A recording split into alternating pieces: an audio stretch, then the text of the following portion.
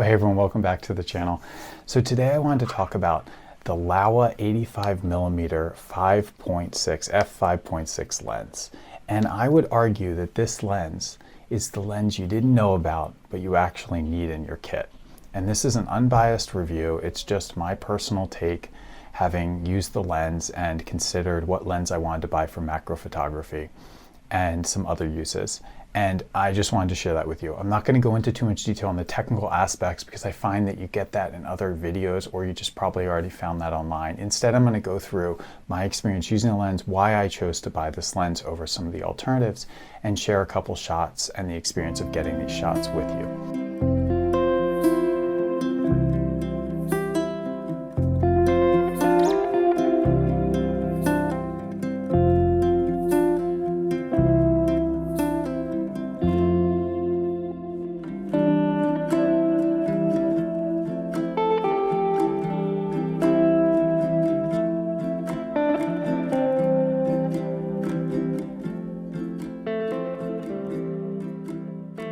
So with that, let's jump in.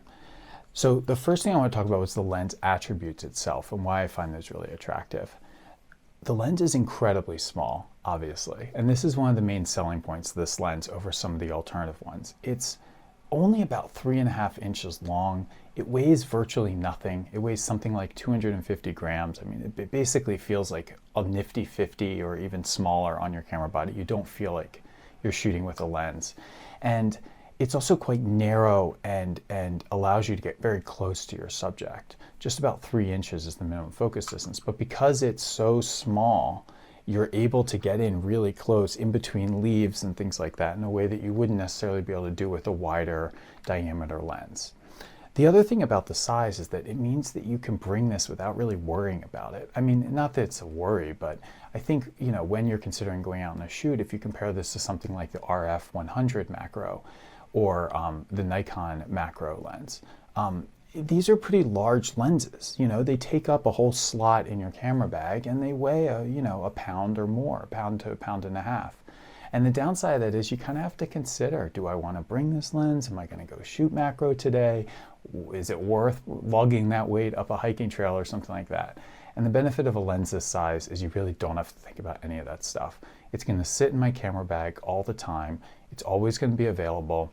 I'll take a shot if I feel like it. I won't if I won't. I won't feel bad about bringing it if it weighed, if on the hike that I didn't use or something like that. So I actually think the size is actually a super asset when it comes to just bringing the lens with you. And I subscribe to the idea that the best camera is the one that you bring with you all the time. And I think that's absolutely true with lenses. The best lenses are the ones that you actually bring with you to shoot with. So with that in mind, I just thought I'd just quickly summarize, attributes about the lens for the purposes of the conversation. You can review the rest otherwise. It has an aperture ring. Everything is manual on this lens. So there are no connections to the camera body. That means there are no electric connections on the lens itself that connect with the little pins here. That doesn't exist on this lens. So that means you need to set the aperture yourself, and you need to set the focus yourself. You're not doing autofocus or anything like that. So there's an aperture ring. It's nice to use. It's fine. It goes from 5.6 at the widest angle to f22 at the most narrow angle. And then there's a focus ring. Now, something that's kind of nice about the focus ring, I'm not sure if you'll be able to see it, is it has actually a series of numbers you'll see here. And it's not just the focus distance or the approximation of the focus distance. It actually includes an additional layer. So it has meters and inches, but then it has the magnification ratio. And I find that to be super helpful. So you have like 2 to 1 here, and then 1 to 1, and then 0.5 to 1. So you have all those magnification ratios. So in practice, what I do when I shoot is I set the aperture, say to f8, so that you have a fair amount of depth of field. And then I just, if I'm shooting macro, I set it to 2 to 1 or 1 to 1 and just start there. And then use my body and the distance of the camera to the subject to focus, as opposed to trying to mess with the ring. And it's a lovely shooting experience because it's really, you're not messing with electronics, you're not messing with exposure or anything like that. You're just using your body to shoot. And you feel very kind of connected to your subject and the act of photography. So I actually find that a very enjoyable experience. Okay, with those details out of the way, I wanted to talk about what works still on the camera and what doesn't work. And I think that was a major question I had was, this is a manual lens, yes, meaning manual focus, but it also has no electric contacts, like I said, with the camera body. So therefore, things are a little bit different. So what still works on the camera body, the things I paid for in this Canon R5, and what things are not working. So what works, which I think is kind of surprising, is IBIS still works. So you still get in-body stabilization on the camera. And that helps a little bit. At macro distances, it doesn't help a ton because everything's kind of magnified, so your shakes are magnified as well, much like a telephoto would be. On the other hand, it does help for like landscape shots and things like that. Another thing that works that I was a little bit surprised about are there are two manual focus aids that are built into the Canon R5 and other bodies. One of them is called focus peaking, and the other is called focus guiding. Focus guides. Now, focus peaking is a highlight. It basically highlights the things that are in focus in your image when you're looking through the electronic viewfinder. You can highlight them red, blue, or yellow, I believe. And that actually still works with this lens. So when you look through, if you have focus peaking on, you'll have an overlay, a red highlight or whatever color you chose that will show you which aspects of the photo are in focus. And I think that's very useful for things like landscape photography.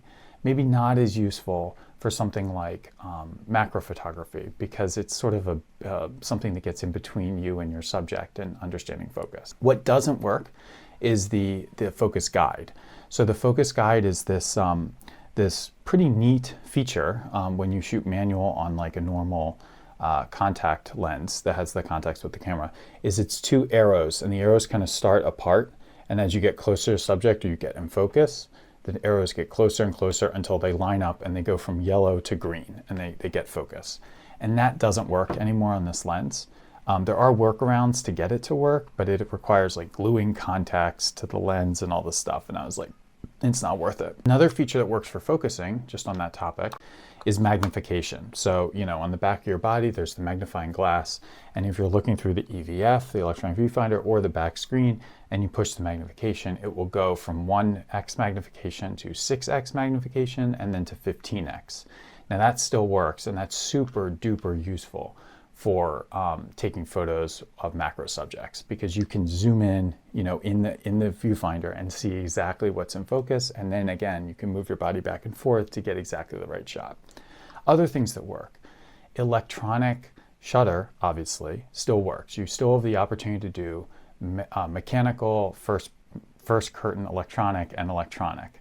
I shoot electronic when I'm using this lens. The reason why is there's not a lot of movement in the photography. You're not actually doing, I don't see what the point would be to do action photography or something that's a manual focus lens. So, there isn't a lot of the, I was trying to say is no rolling shutter back to the schedule program. But you can do 20 frames per second on this particular body, or an accelerated frames per second on whatever body you're using. And the benefit of that is that as you're kind of focusing on the subject and moving in and out, you can hold the shutter down and just take, 30 shots or something like that. And what ends up happening is you're essentially creating a focus stack by doing that action. So, a lot of the shots will be blurry, and then you'll get kind of a little bit closer to subject because you're moving, and those shots will be more in focus. You'll get kind of the foreground of the image and of the subject, and then the subject and the background of the subject. So you get that entire spread naturally when you're shooting, if you're shooting at a high frames per second. And with Adobe Photoshop and other stacking software systems, it's pretty easy to stack those images together and kind of deal with any alignment issues so that you can align them together if you want a focus stack.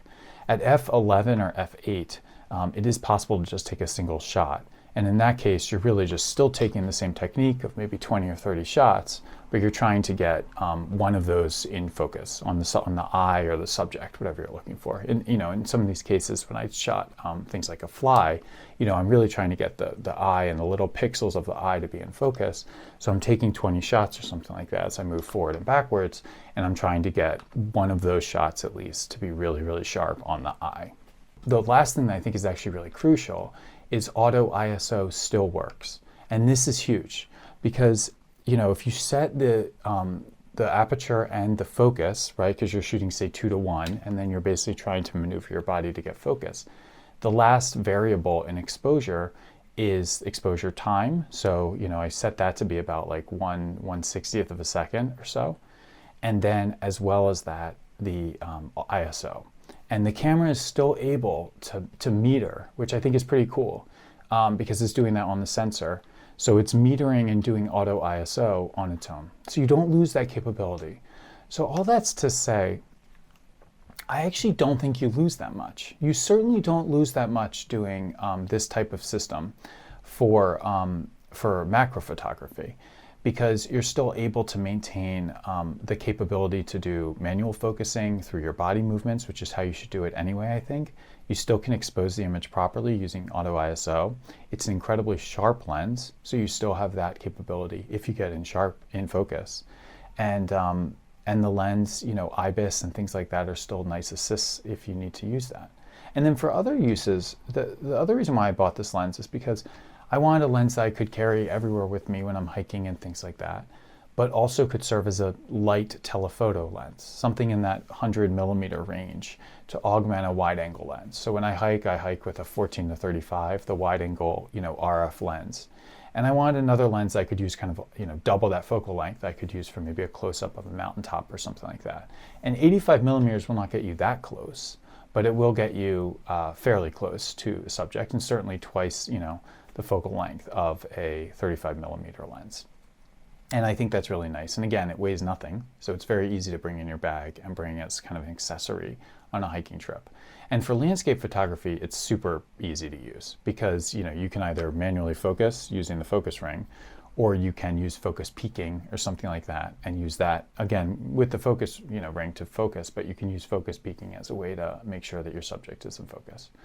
So I think it's actually a very versatile lens. What it wouldn't be good for is anything related to portrait photography. In that case, you're going to be manually focusing. It's a sharp lens. I think it would do a good job rendering the image. But because it's f5.6, you're not going to get a very good bokeh, in the background, the blur. And also, because it's manual focus, it's going to be a little bit more of a chore to focus on an eye or something like that. And I don't really see the point of that, given that the Canon R5 and other mirrorless buys have eye autofocus capability. Why would you sacrifice that and exchange that for a manual focus lens? So from that perspective, I don't really think there's that much advantage. I mean, the size is quite nice, from a portrait perspective, because it's not very intrusive for your subject.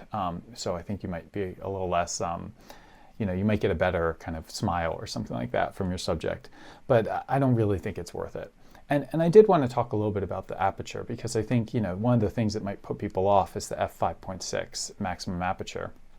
And I think clearly it wouldn't be good in low light. We'd have some issues in that respect. But from a landscape lens and a macro lens, it's pretty irrelevant to have f2.8. Because, the depth of field when you're shooting macro at any, aperture is so fine. So, I mean, that's basically my experience shooting with the lens. It costs $450, which means it is less than half of the Canon RF 100 macro. And that was the main lens I was considering as an alternative to this. I also considered the 90mm Laowa, which is a purpose-built mirrorless lens that follows the 100mm Laowa, which is the 90mm and 100mm Laowas are f2.8 lenses. But they're larger and they weigh more. And for all the reasons I talked about before, those were less appealing to me because I didn't need the f2.8 and I wanted something that was smaller, because why not? Why wouldn't I choose that over a larger lens if all other things are equal? The RF 100, which is the Canon lens, was recently reduced in price from $1,400 to $1,000. So there's an appeal there. It is a bargain for an RF lens, but it still costs more than twice what this lens costs. And other reviews that I saw, and my own personal experience is that this is plenty sharp enough, but other reviews I saw, suggest that the sharpness is basically similar anyway. So what are you paying for with that RF lens? Well, you're paying for the RF, the Canon brand. You're paying for autofocus. You're paying for the SA control, the spherical aberration control, which is this the out of focus control, which personally to me was totally useless. I wasn't interested in that. I was going to lock that anyway the whole time. So really it came down to equal sharpness or so with the ability to get autofocus. Now, if I were shooting portraits as well, I would probably get that lens because it would serve as a great portrait lens and a macro lens, which I think is pretty cool. But as I don't shoot portraits, and when I do shoot portraits, I use the RF 35 1.8, I didn't need that in this focal length. So to me, it was sort of irrelevant. The benefits I was getting with the Canon lens were not large, and it weighs more than twice as much, actually almost 3 times as much, and would run into this issue of like, do I bring the lens or not every time I take my bag out? And to me, that wasn't worth that trade-off, and it certainly wasn't worth paying twice the amount of money for it. And one other thing I did want to mention was the macro capability of this lens. It's incredible that this tiny lens, which is just a minuscule size compared to the RF 100, is able to get a 2x macro capability. I mean, it used to be that lenses were 1x macro, and that was full macro, and that was amazing. Then the RF 100 macro came out, and that lens was amazing because it was 1.4x instead of 1x. Well, these Laowa lenses are 2x. I mean, Laowa's been making these 2x lenses for some time now. The 100, the 60, the 58, the 85, the 90, these are all 2x macro lenses from Laowa. So that is awesome. I mean, it's just extra arrows in your quiver to get closer to a tiny subject or to blow kind of a larger subject, just go crazy and focus on the eye or something like that. It's perfectly sharp at all focal lengths and all focus distances. All focus distances. It's a fixed focal length of 85. But it's nice to have that ability to go a step further and go to 2x instead of 1.5. And when you pair that with something like the Canon RF sensor, which is quite large, 45 megapixels or something like that, I mean, you're able to get insanely close to the subject if it's in focus. And focus is really the key to this whole puzzle. Well, and on the topic of sharpness, I did want to just say, I think with macro photography, sharpness is really more of a function of your focus than it is of the lens. I mean, sure, if the lens is complete crap, you could be in focus and your shot is going to be blurry to some extent. But this lens is by no means remotely, in that area. It's actually one of the sharpest lenses I've used. It's a prime lens. I mean, it's exceptionally sharp. But I've seen so many blurry photos with the Canon RF 100 that people post. I think that when people become overconfident on autofocus systems, particularly at close focusing distances, it's a liability, and you end up losing the ability to think, hey, is this shot really in focus? I'm going to trust the camera. And most of the time that's great, but that's not so great with macro photography. So that's to say, I think being able to get a sharp focus is more important than having the sharpest lens. And for that reason, I think having a light lens like this that you're able to use in an easier way to get a sharp shot, I think is actually an in-focus shot. It's going to be much more helpful for getting a sharp photo at the end of the day than having a camera lens that is, has a better MTF score or something like that. And I feel pretty good that this lens, the Laowa lens, will still work and function into the future. And that's something that is worth talking about. So Canon has basically said third-party lenses for the time being are not going to be allowed on the platform, or we're not going to allow any connections with the camera body because it violates patents. And that is terrible because it means Sigma and Tamron and these wonderful manufacturers that are third-party lens manufacturers that have gotten quite good are not going to be making lenses on the Canon RF system for some time.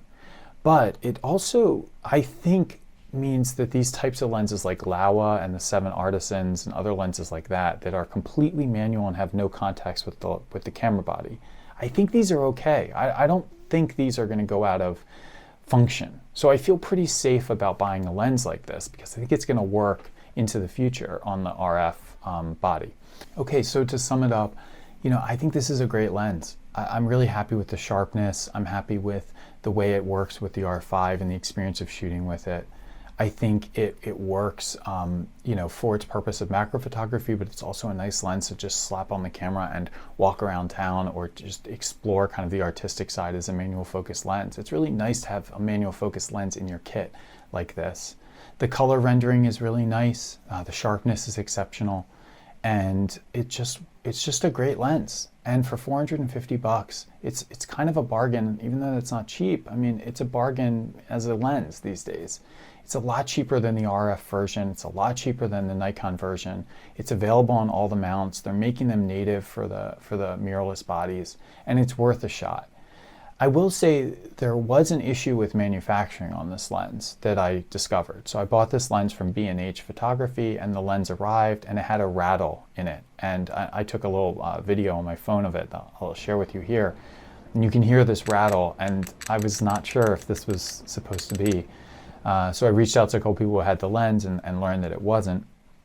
And so because B&H is just amazing, you know, I was able to return it and get full money back but just repurchase the lens. And the lens I currently have doesn't, you know, I don't have any issues with rattling, and it's well built. So, you know, that is to say, buy it from a reputable dealer that you can return the lens to pretty easily if you're not happy with it. I mean, I kind of think that goes with any lens these days, just to be careful, but I do want to mention that to be kind of upfront about the experience. But yeah, I mean, that's my review. That's my experience shooting with it, and I hope that's useful for you. I was looking for a video, I think, kind of like this, these trade-offs and how people were thinking about it. So anyway, I'll be back later with another video.